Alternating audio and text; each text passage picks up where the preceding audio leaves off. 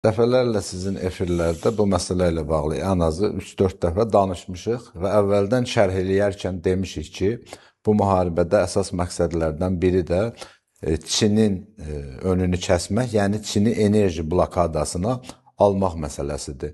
Və fikir verirsinizsə, ABŞ-İsrail-İran müharibəsi rejim dəyişikliyi, nüvə silahına sahiblənmə və s. məsələlərdən çıxıb birdən-birə gəldi, hara dayandı? Hörmüz boğazına. Bu dəqiqə dünyanın bir nömrəli müzakirə elədiyi məsələ nədir? Hörmüz boğazı məsələsində. Birinci biz rejissorumuzdan xahiş eləsək, o rəsmi versə, biz görərik ki, hal-hazırda dünyaya təqdim olunan görüntü bundan ibarətdir ki, bəli, İran Hörmüz adasının yaxınlığında İran bayrağıdır. İran kəsibdir Hörmüz boğazını.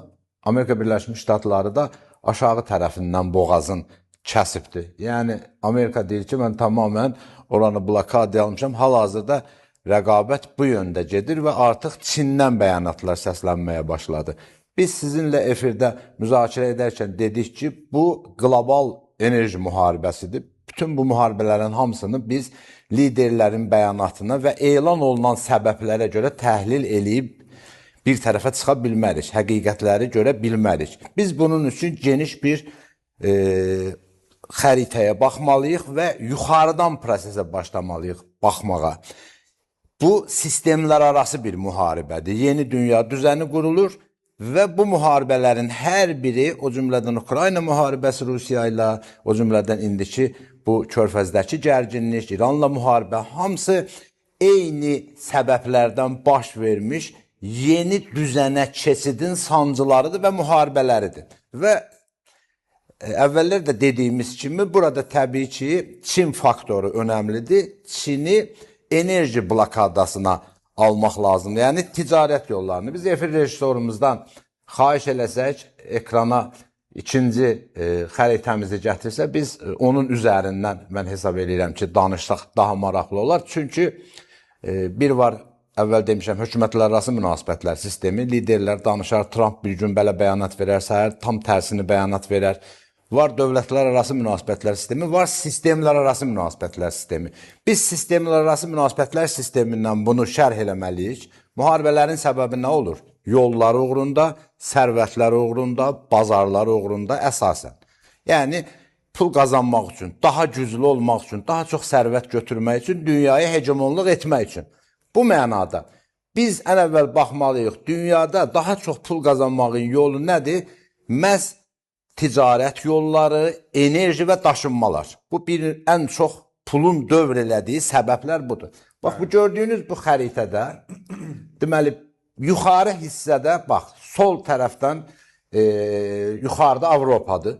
Mən üzr istəyirəm, buradan tamaşaçılara, bizi dinləyənlərə o müraciət eləmək istəyirəm ki, evlatlarınızın formalaşması, dünyada baş verən proseslərin daha anlaşılır olması üçün bizim evlatlarımız, bizim insanlarımız, vətəndaşlarımız coğrafi biliklərə malik olmalıdır. Yəni, hər bir evdə dünyanın siyasi xəritəsinin asılmasında olduqca ciddi fayda var. Çünki bir şeyi eşidən kimi anında divardakı xəritəyə baxaraq o dövlətin yerini müəyyənləşdirmək, o dənizi tapmaq, oradakı məqsədləri tapmaq rahat olur. Bu mənada, bunu da qısa haşiyədə bir tövsiyə kimi səsləndirmək istəyirəm. Bu xəritədə, gördüyünüz bu xəritədə yuxarıdan təbii Avropadır, sağ tərəf şimal Rusiyadır, yazılıb, Çin var sağ tərəfdə, Hindistan var və bu dediyimiz yaxın şərq var. İndi mən, baxın, yuxarıda dəvə karvanının üstü ilə gələn xət qədim orta dəhliz, həm də qədim ipək yoludur. O ipək yolu Çindən çıxır, o dəvələrin göründüyü o xət. Çindən çıxır, Orta Asiyadan keçərək gəlir, Cənubi Qafqazda bir hissə də başqa bir qolu da Rusiyanın Xəzərin üzərindən uzanır. Bu, qədim ipək yoludur. Hal-hazırda bu yolun dəvələr yox, dəmir yolları və avtomobil yollarının çəkilişi prosesi gedir. Orta dəhliz dediyimiz bu koridor. İkinci aşağıdakı qırmızı xət, yəni aşağıda gəmilər görünür, su yoludur. Yəni Çindən başlayır, Hindistanın sahil boyu. Ben mümkünsə tribunaya yaxın durun, efirdən çıxırsınız. Tribunanın qabağında. Sahil boyu yaxınlaşır, deməli, gəldi hansı körfəzə? Hörmüz körfəzinə. Baxın, İranın alt tərəfində, bax Hörmüz boğazı, Omon körfəzi yəni. Sol tərəfə də xət ayrılır, hara gəlir? Qırmızı dənizə, yəni Ədən körfəzinə, oradakı boğaza, Yəmənin olduğu yer. Və oradan da qalxır, sol tərəfindən qalxan xət haradır? Süveyş kanalı və gedir Aralıq dənizinə.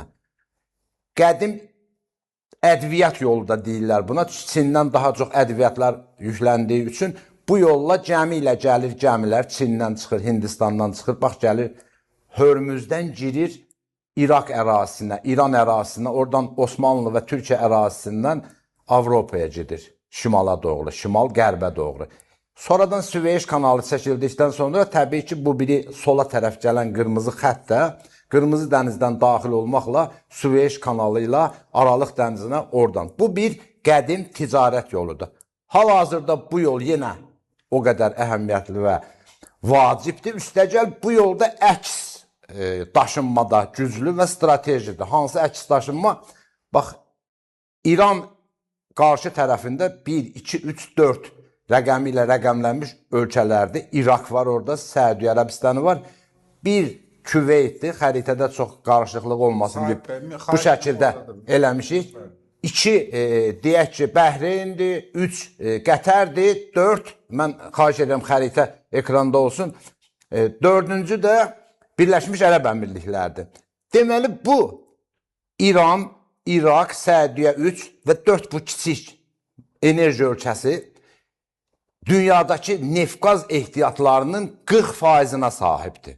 Dünyadakı bütün neft-qaz ehtiyatlarının 40%-i bu ölkələrdədir, bu körfəzdədir. Və Çinin aldığı enerjinin 50%-i məhz Hörmüz boğazından keçir. Yəni Çin həm İraq neftini alır, həm İran neftini alır, həm Səudiyyə... Çin 50% asılıdır Hörmüzdən. Bəli. Çin hal-hazırda neft-qaz idxal eləyir.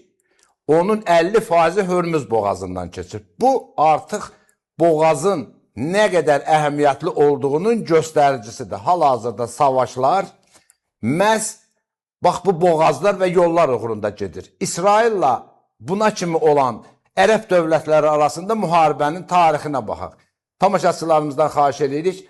Məsələn, sol tərəfdə Misirin yanındakı 2 qırmızı nöqtəyə diqqət eləsinlər. Orada qırmızı nöqtələr var. O 2 qırmızı nöqtənin birincisi nədir? Birincisi Süveyş kanalıdır.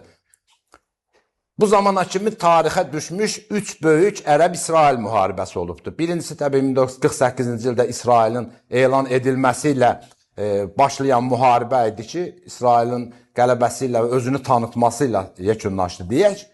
İkinci müharibə 1956-cı ildə məhz Süveyş kanalını Misir prezidenti Cemal Abdülnasir ki bağladıb milliləşdirdi gəlirləri götürmək üçün. Sahib, mənlə danışında xahiş edirəm. Mən xəritəyə baxıram deyə. Xəritəni artıq bilirsiniz. Yox, orada incə məqamlar var. Baxın, o qırmızı nöqtədə deməli, Süveyş böhranı oldu məşhur 1956-cı ildə. Nə üstündə? Kanal, boğaz üstündə. İngiltərə ilə Fransa, İsrail birlikdə hücum elədilər. Siz xəritəni telefonunuzda açıb baxın da orada. Yekunlaşırıq xəritə ilə bağlı. İkinci qırmızı nöqtə nədir? 1967-ci ildə olmuş 6 günlük məşhur müharibə. İkinci, bax o Misirin yanındakı 2 nöqtə var. Bunun alt tərəfindəki nədir? İsrailin cənubunda, yəni İsrailin Tiran boğazı ki var, Misir o boğazı bağlamışdı. İsraili cənuba düşməyə qoymurdu. İsrail elə strateji yerdə yerləşir ki, şimaldan Aralıq dənizinə çıxır. Cənubdan da Qırmızı dəniz vasitəsilə Hind okeanına, Atlantik okeanına, Sakit okeanına. Eyni xətt şimaldan da. Yenə ikinci müharibədə nə üstə oldu? Yenə keçid üstə, boğaz üstündə. Hal-hazırda ona aşağı gəlsək Qırmızı dənizlə. Üçüncü qırmızı nöqtə var ki, Yəmənin yanında. Bu dəqiqə müzakirə olunur ki, Əl-Məndab boğazıdır, Ədən körfəzində. O boğazla da bağlı Husilər oranı deyək ki, keçidi bağlaya bilər. Gəldik indiki qırmızı nöqtəyə, hansına? Hürmüzə. Hürmüz boğazı, bayaq qeyd elədiyim kimi, o qədər strateji əhəmiyyətlidir ki, və bu vaxta kimi sual oluna bilər. Hürmüz boğazından kimsə pul alıbmı keçiddə, indi bu dəqiqə müzakirə olunur ki, İran Hürmüz boğazından hər gəmiyə 2 milyon dollar falan danışılır. Bax, bu nədir? Bəli, araşdırdıq. bütün prosesləri tam anlamaq üçün, qlobal bu şəkildə xəritələrlə anlamaq üçün biz məsələn bax şimal xəttində nəzərə alın. Şimal xəttində 2 qırmızı nöqtə var.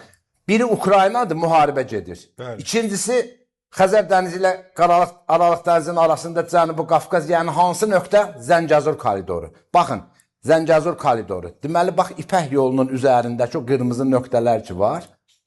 Şimaldan gələndə Ukraynadan keçən xətti, cənubdan gələndə də bizim Zəngəzur koridoru. Ona görə Trump koridoru deyirlər. Ona görə Trump həm də gəlir Hörmüz boğazını kəsir. Yəni yollar uğrunda savaş gedir hal-hazırda. Bu yollar uğrunda gedən savaşda eyni şey, məsələn, tutaq ki, başqa istiqamətdə də çəkilir. Biz 3-cü xəritəni təqdim eləsək, 3-cü xəritədə artıq Rusiyadan İrana, Hind okeanına və Hindistana uzanan şimal-cənub dəhlizi. Şimal-cənub dəhlizi nədən ibarətdir? Artıq bilirsiniz ki, Ast-Rəşd dəmir yolu ilə bağlı Rusiya İrana 1,2 milyard kredit verdi. Bəli, o xəritə idi. Baxın, başlayır Rusiyanın tam qərbindən, yəni Estoniya ilə sərhəddən dəmir yolu, təsəvvür eləyin, gəlir Xəzərin şimalı, yəni Həşdərxan. Təbii bu indi su yolunun ortası ilə gedir, amma bütün Bakı sahili ilə, Bakının Xəzəryanı sahili ilə uzanan dəmir yolundan söhbət gedir. İrana gəlir, İranda Bəndər-Abbas limanına gəlir, Bəndər-Abbas limanından da Hind okeanına və Hindistana uzanır. Yəni bu dəqiqə hamı strateji yollar çəkməklə və bu yollar uğrunda savaş aparmaqla məşğuldur. Sadəcə İran kimi ölkələr bu məsələdə bir növ bəhanədir.